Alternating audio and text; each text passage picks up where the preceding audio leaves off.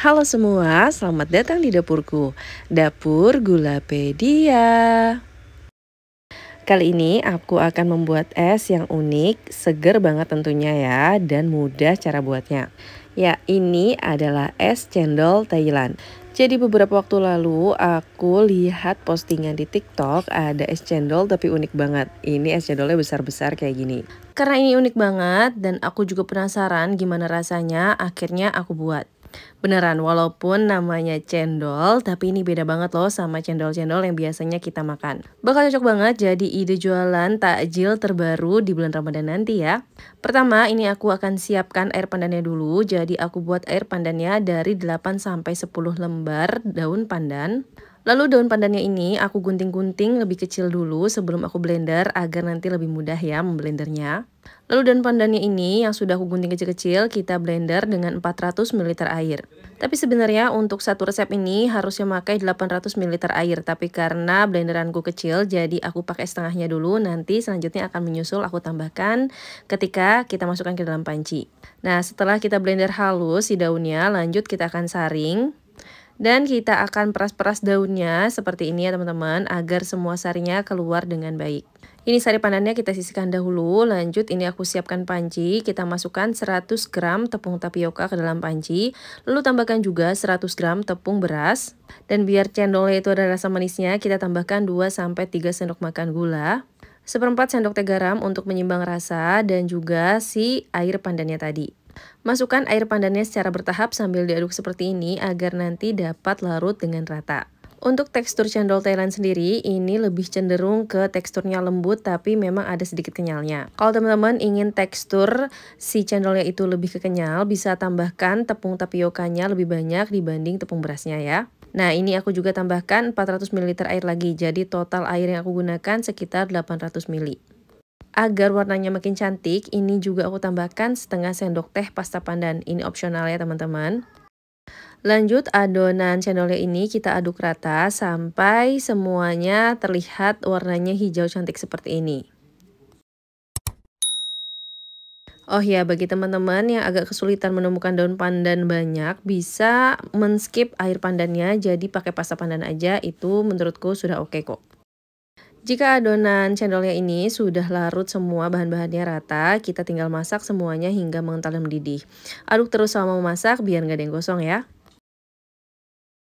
Dan ini adonannya sudah mulai mengental, tapi terus kita masak sampai berubah warna seperti ini. Jika warnanya sudah tidak pucat lagi, ini tandanya cendolnya sudah matang. Teman-teman harus memperhatikan banget di sini, kita harus memasak cendolnya hingga matang karena kalau nggak matang itu beneran nggak enak deh, kayak ada rasa terigunya gitu. Setelah cendolnya matang, kita siapkan air dingin. Ini aku pakai air dengan tambahkan batu es, lalu cendolnya akan aku masukkan ke dalam plastik segitiga agar lebih mudah untuk mencetaknya. Kalau teman-teman nggak punya piping bag atau plastik segitiga, teman-teman bisa menggunakan plastik biasa. Yang penting plastiknya memudahkan kita untuk mencetak cendolnya ini.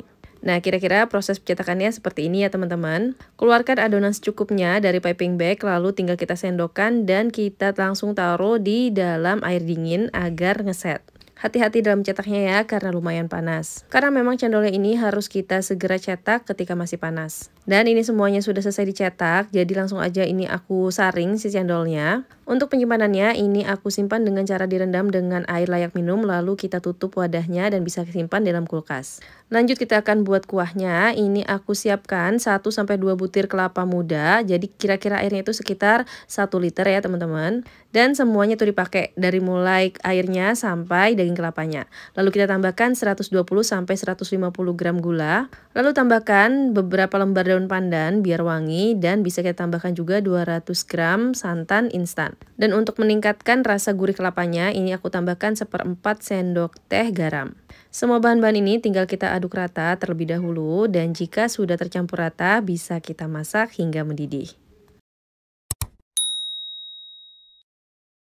Ini kuahnya kita akan masak hingga mendidih dengan api sedang aja, sambil terus diaduk biar nanti santannya itu tidak pecah ya teman-teman. Oh ya, untuk penggunaan gulanya sendiri teman-teman bisa sesuaikan dengan selera. Apalagi jika teman-teman menyajikan es ini dengan tambahan es batu. Untuk menghindari kuahnya kurang manis, jadi bisa kita tambahkan lagi kadar gulanya.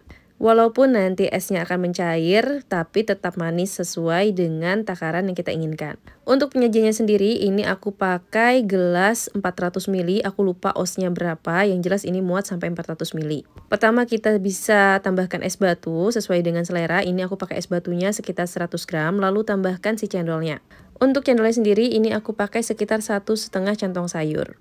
Lanjut kita tambahkan kuahnya. Kuahnya sendiri ini aku tambahkan sekitar 3/4 dulu karena nanti akan aku isi bagian atasnya dengan daging kelapa serta tambahan cendol dan nangka.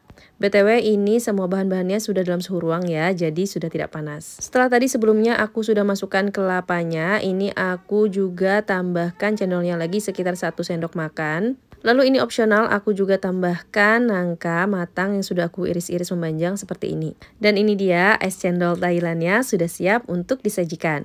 Untuk satu resep yang aku buat ini pas banget cendolnya untuk sekitar 8 cup. Untuk kuahnya karena ini aku pakai es batu, jadi untuk satu resep yang aku buat ini kuahnya bisa kita gunakan untuk 10-12 cup.